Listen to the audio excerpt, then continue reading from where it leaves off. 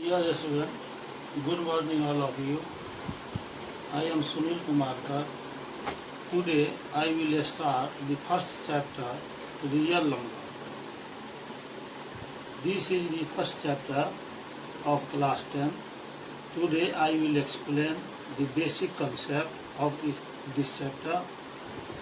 So first I will define lemma. What is lemma?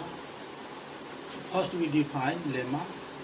Lemma is a proven statement which is used to prove another statement. So we write lemma.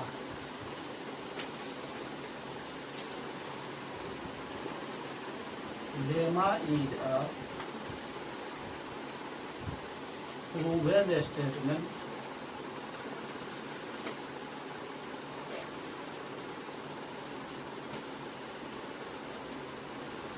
which is used to prove another statement.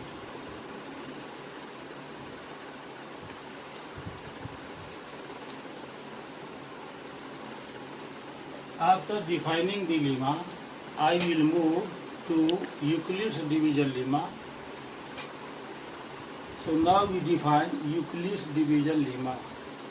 You have learned about this lemma in the previous classes. You know that if we divide one positive integer by another positive integer, then dividend is equal to divisor into quotient plus remainder. So, to define the Euclid's division lemma, we write the statement now first. Euclid's division lemma.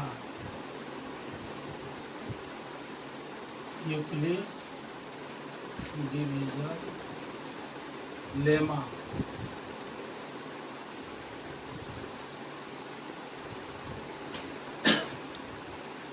For any two positive integer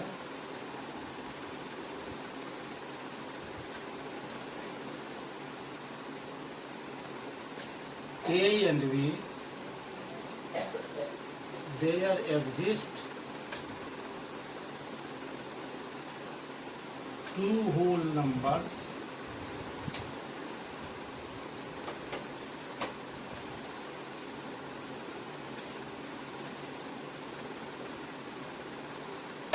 Q and R such that A is equal to BQ plus R, where R is greater than or equal to 0 but less than B. So here we are dividing A by B. We divide A by B and Q is the quotient, R is the remainder.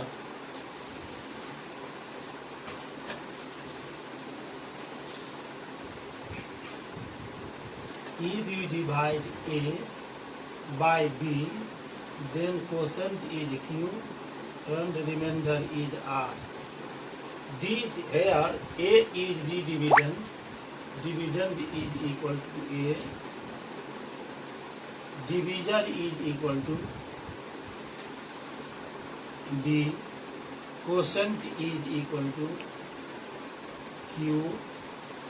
And remainder is equal to R. Here remainder is R. हम लोग जानते हैं कि reminder R हमेशा B से छोटा होता है।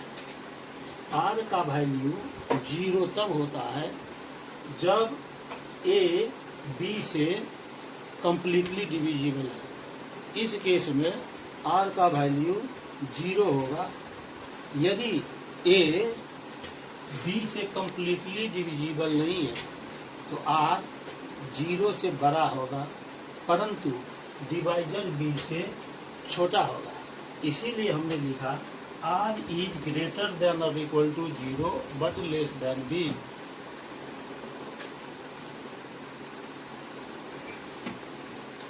So since A is equal to BQ plus R, where R is greater than or equal to 0 but less than B. A is dividend, so we can write dividend is equal to B is the divisor, so we write here divisor. Q is the quotient, so write here quotient, plus R is the remainder.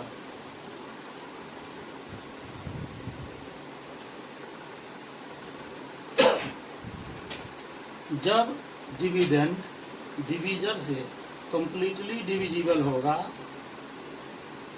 तो reminder का value 0 होता है।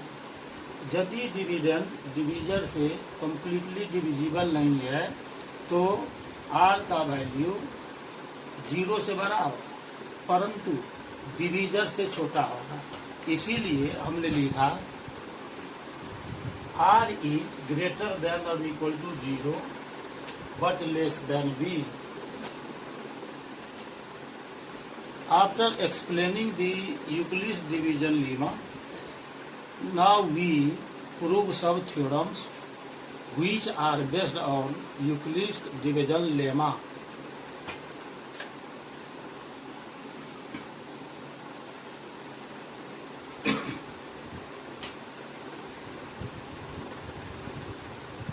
Theorem is Theorem 1.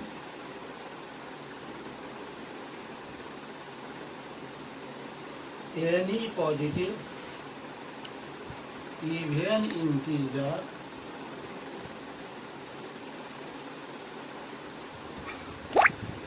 is of the form 2q and any positive odd integer is of the form 2q plus 1 for some integer q.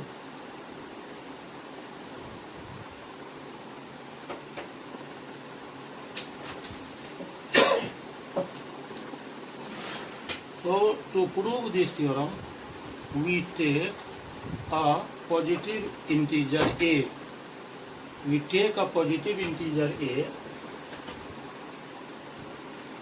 Let a is a positive integer. अब हमको ये करना है, theorem में जैसा कि दिया है कि इवन पॉजिटिव इवन इंटीजर का फॉर्म 2q होता है और पॉजिटिव ऑड इंटीजर का फॉर्म 2q plus 1 होता है। यहाँ हम देखते हैं कि दोनों ही फॉर्म में q का कोएफिशिएंट 2 है। q का जितना कोएफिशिएंट रहेगा, जैसे कि यहाँ 2 है, उसी 2 से ये जो हमने माना कि एक कोई पॉजिटिव इंटीजर है उसको डिवाइड करना है, और इस केस में q को कोसेंट मान लेंगे और रिमाइंडर r को मानेंगे। If a is divided by 2, then quotient is equal to quotient is q and remainder is r. मैं एक बात फिर रिपीट कर रहा हूँ, जो हमने लिया है पॉजिटिव इंटीजर ए, उसको थ्योरम में आने वाले फॉर्म में जो वेरिएबल है, जो कि यहाँ q है, उसका कोफिशिएंट दोनों जगह 2 है, उसी 2 से डिवाइड करना है। ए को q को कोसेंट मानना है, रिमाइंडर को r मानना है। Now, according to Euclid's division lemma, according to Euclid's division lemma, we write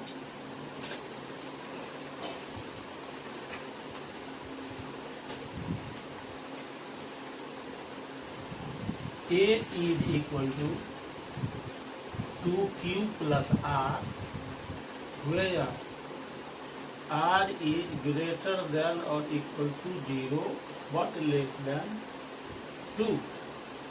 यहाँ पर डिवीजर 2 है, इसीलिए R का वैल्यू 2 से कम होगा, न तो 2 के इक्वल होगा न 2 से बड़ा होगा, लेकिन R 0 के इक्वल होगा या 0 से बड़ा होगा। अब हम R का जितना भी पॉसिबल इंटीग्रल वैल्यू है उसको हम फाइंड करेंगे।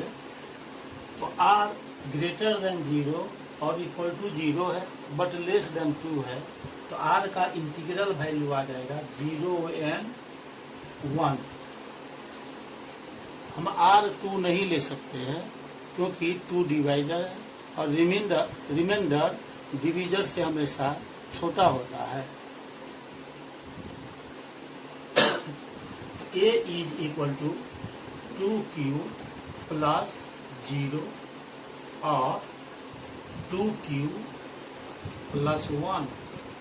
यहाँ पर हम R के जगह पर, इस R के जगह पर बारी बारी से पहले 0 रखेंगे, फिर R के जगह पर 1 रखेंगे। जब R का वैल्यू 0 रखते हैं तो ये आ जाएगा A का वैल्यू 2Q plus 0 और 2Q plus 1। This means A is equal to 2Q और 2Q plus 1। हम लोग जानते हैं कि पॉजिटिव इंटीजर इवेन तब होगा जब उसका एक फैक्टर 2। यहाँ हम देखते हैं इस 2Q में देखते हैं 2 एक फैक्टर है 2Q का, इसीलिए 2Q एक पॉजिटिव इवेन इंटीजर होगा। Since 2 is a factor of 2Q, therefore 2Q is a positive even integer।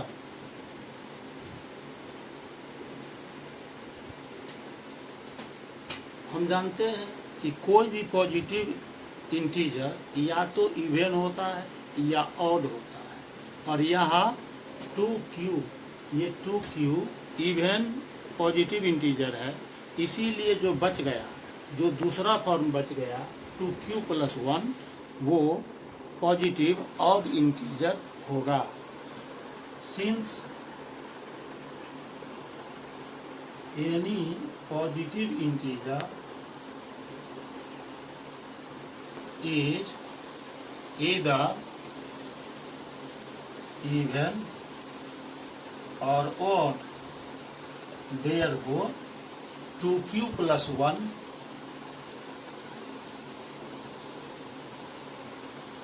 is a positive odd integer।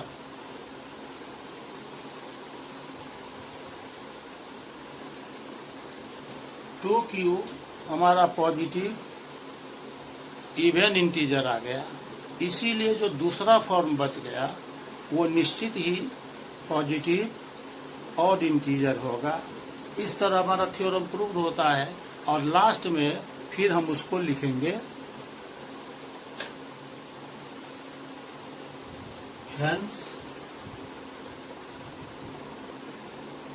Any positive even integer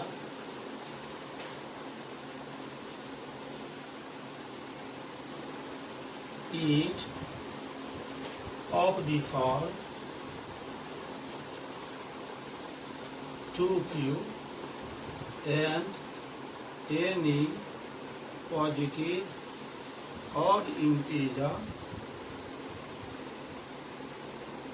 is of the form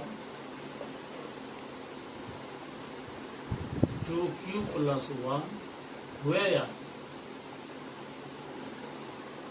q is an integer. Proof. इस तरह से हमने पहला theorem को prove कर लिया।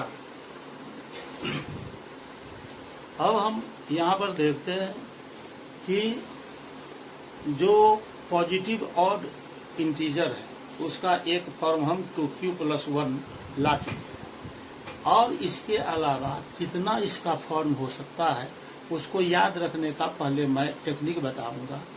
इसीलिए ये ध्यान देना है कि क्या चीज़ मैं बता रहा हूँ। पॉजिटिव ऑड इंटीजर का फॉर्म हम कैसे अपने दिमाग में बनाकर रखेंगे, ब्रेन में बनाकर रखेंगे, इसका टेक्निक है। मैं अब इसे बोर्ड पर एक्सप्लेन कर रहा हूँ।